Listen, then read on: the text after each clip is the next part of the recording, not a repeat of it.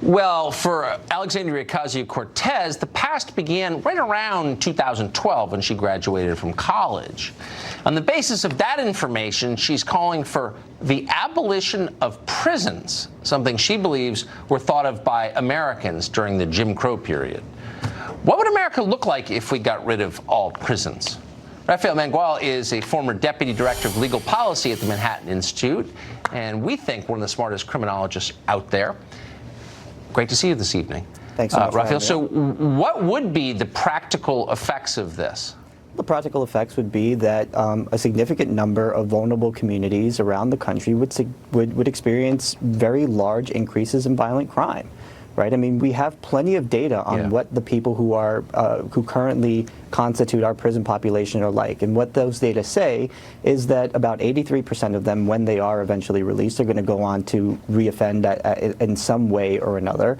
And many of them are going to reoffend violently, right? I mean, the high crime cities around our country are all experiencing some version of the same problem, which is violent crime committed by recidivists. I mean, nationally, I think more than a third of all violent felons committed their offense while they were either on probation, parole, or awaiting trial on a pending case. Right. I mean, the idea that prison abolition carries no downside risk is not only nonsense, but it's dangerous.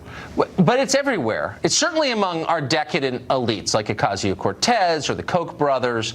The people who are actually making policy in this country seem to have decided all of a sudden that nobody's really in prison justifiably. It's all racism. It's all reefer madness craziness. And we just need to open the doors and we'll be a better country. Is there any data to support that? None whatsoever. And so when people say, you know, like Ocasio-Cortez says that there are many people who don't belong in prison, I wonder who she's talking about. Is she talking about murderers or robbers or rapists, sexual assailants, aggravated assailants, burglars? Because this constitutes the vast majority of our prison population in this country, right? Not to mention the fact that even the people who are in for sort of lower level public order or drug offenses, you have to keep in mind is that their conviction records often understate the crimes that they actually committed, because the vast majority of cases in criminal courts are resolved through plea bargains, which means that the charges ultimately reflect some sort of downgrading in exchange for a guilty plea and a reduced sentence. So, you know, the idea that the people who are behind bars in this country don't pose a significant danger or haven't gotten a second chance